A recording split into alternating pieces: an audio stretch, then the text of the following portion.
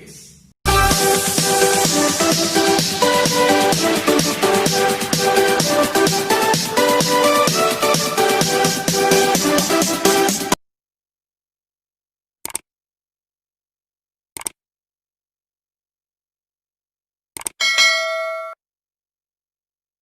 Ya, hari ini kita akan lanjutkan bagaimana kita bisa menghemat energi. Jadi dampak negatif dari tidak berhemat energi adalah global warming yang sangat berakibat fatal terhadap kelanjutan bumi ke depan. Nah, bagaimana caranya? Caranya adalah kita menghemat energi. Ada banyak cara untuk menghemat energi. Salah satunya adalah energi listrik, selain energi air dan energi bahan bakar fosil yang tidak dapat diperbaharui. Dampak positif dari penghematan energi selain bisa untuk menghemat biaya, juga untuk kelangsungan hidup bumi. Nah, ini adalah dampak atau benefit yang pertama dari penghematan energi. Mungkin beberapa dari kita saat kondisi krisis ini, penghematan sekecil apapun akan berakibat terhadap keberlangsungan perusahaan. Terutama di industri manufacturing, di mana energi itu memakan konsumsi hampir 40% dari kos operasional, tentunya akan sangat berpengaruh jika energi ini bisa dihemat. Sebaliknya, kalau energi ini tidak bisa dihemat, akan menimbulkan dampak yang luar biasa terhadap perkembangan perusahaan. Apalagi di kondisi saat ini, kondisi di mana pengeluaran anggaran itu sangat dibutuhkan sekali, pengetatan anggaran atau penghematan anggaran. Dan saya ada beberapa solusi untuk menghemat energi di perusahaan ya, agar tidak terjadi peningkatan biaya yang signifikan. Ini juga bisa diterapkan di rumah juga sebenarnya, karena beberapa ide yang saya sampaikan ini adalah cukup simple untuk diterapkan.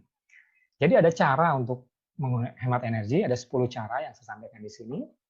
Cara yang pertama adalah dengan mengganti mindset atau behavior. Caranya bagaimana? Caranya adalah dengan membuat campaign. Kalau di perusahaan-perusahaan itu kan behavior karyawan bisa dirubah dengan cara top down, dari perintah dari atas, kemudian dibuatlah campaign misalnya. Setelah meninggalkan ruangan, lampunya dimatikan, stop kontaknya dicabut, kemudian beberapa hal lain yang terkait dengan penghematan energi. AC, lampu, kulkas, refrigerator, dan peralatan-peralatan yang lain ditinggalkan dalam kondisi tidak aktif. Kalau komputer dan sebagainya itu bisa ditinggalkan, terutama untuk layar monitornya saja. Biasanya kalau server yang terpusat itu tetap harus hidup 24 jam. Jadi ada yang bisa dihemat dan ada yang bisa dioperasionalkan seperti biasa. Langkah yang kedua adalah mengganti bohlam lampu konvensional dengan bohlam lampu LED. Karena secara daya dia akan lebih hemat. Kalau lampu LED itu 4 watt sama dengan 40 watt dari lampu pijar, berarti hemat 10%. Sorry, hemat 1000%. Luar biasa sekali ya.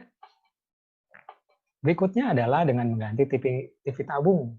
TV tabung yang seperti ini sekarang masih ada beberapa lokasi masih menyimpan. Walaupun saat ini sudah tidak diproduksi lagi. Dengan TV LED, ini tentunya akan berhemat dari sisi sumber daya listrik itu sendiri. Kalau LED itu hanya 15 watt, kalau TV CRT atau tabung itu bisa sampai 50 watt. Artinya berhemat 4 kali lipat, 400%. Luar biasa. Jadi ini bisa digunakan untuk menghemat TV. Kemudian yang berikutnya adalah menghemat proyektor diganti dengan TV LED. Memang proyektor punya keunggulan, dia layarnya lebih lebar dibandingkan TV LED. Tetapi saat ini produksi TV LED sudah sampai 50 inch. Saya rasa cukup untuk kapasitas ruang meeting 20 atau 30 orang. Kecuali kalau di aula memang tetap harus pakai proyektor. Tetapi untuk ruang meeting tertentu yang kapasitasnya bisa sampai 20 orang, cukup dengan proyektor, itu sangat menghemat. Apalagi kan meetingnya sifatnya daily atau harian. Biasanya kalau proyektor itu ditaruh di aula pun pemakaiannya mungkin akan sangat jarang. Mungkin seminggu sekali, sebulan sekali, mungkin bahkan hanya setahun sekali kita pakai proyektor. Oke, cara yang kelima adalah dengan sensor. Jadi lampu ini akan menyala kalau ada sensor, sensor gerakan, motion sensor. Misalnya terutama di toilet, ya, di toilet. Jadi kalau di toilet biasanya orang lupa mematikan lampu walaupun sudah diingatkan.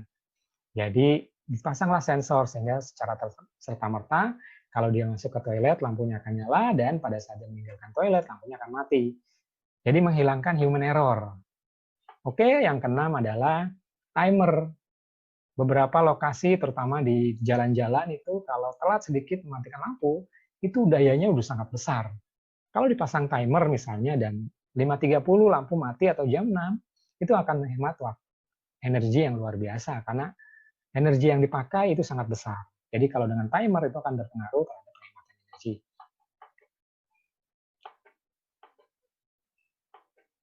Berikutnya adalah dengan power light atau tenaga surya. Solar power light, tenaga surya.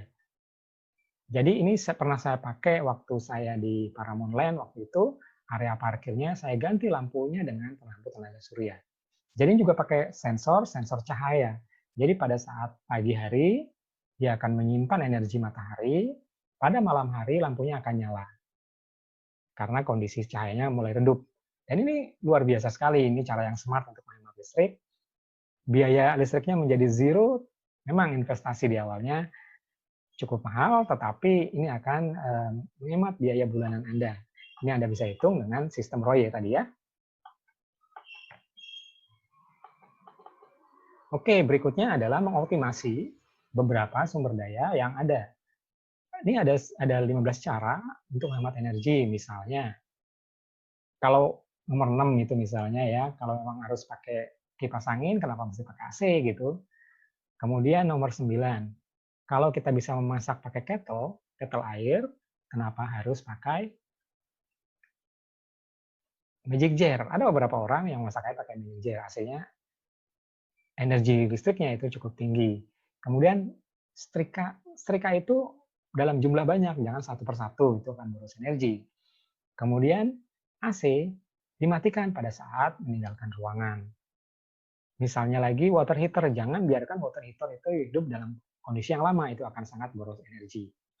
Oke, berikutnya adalah melakukan preventif peralatan. AC dirawat 3 bulan sekali misalnya. Ada biaya preventif peralatannya. Memang beberapa orang sayang gitu kalau keluar untuk biaya perawatan.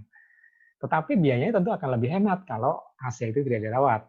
Usianya akan lebih panjang. Jadi dihitunglah berapa biaya perawatannya sehingga bisa menghemat energi tentunya. Yang ke-10 adalah pastikan struktur cost biaya Anda, dipastikan dihitung apa yang paling besar, dibuat paretonya. Itulah dibuat langkah-langkah strategik untuk melakukan penghematan. Ya, demikian yang dapat saya sampaikan adalah 10 langkah untuk menghemat energi listrik. Tentunya ini akan sangat berpengaruh terhadap terutama tagihan listrik Anda juga turun sehingga biaya operasionalnya bisa lebih rendah. Ya, demikian yang dapat saya sampaikan. Tips-tips penghematan listrik ada 10 cara untuk menghemat listrik. Tentunya ini akan menghemat biaya listrik Anda sehingga biaya operasional lebih murah, lebih rendah, profit marginnya tentunya akan meningkat. Kemudian yang paling penting adalah Anda bisa berkontribusi untuk keselamatan bumi pada masa yang akan datang sehingga generasi yang akan datang mendapatkan bumi dalam kondisi yang masih sehat. Demikian dapat saya sampaikan. Jika materi ini bermanfaat, silakan subscribe, like, dan komen di bagian bawah. Dan jika Anda ingin materi PDF penghematan listrik ini, Anda bisa tinggalkan alamat email Anda di komen, nanti saya akan email materi PDF ini kepada Anda. Demikian dapat saya sampaikan. Terima kasih atas perhatiannya. Sampai bertemu kembali pada sesi yang akan datang. Assalamualaikum warahmatullahi wabarakatuh. Bye for now.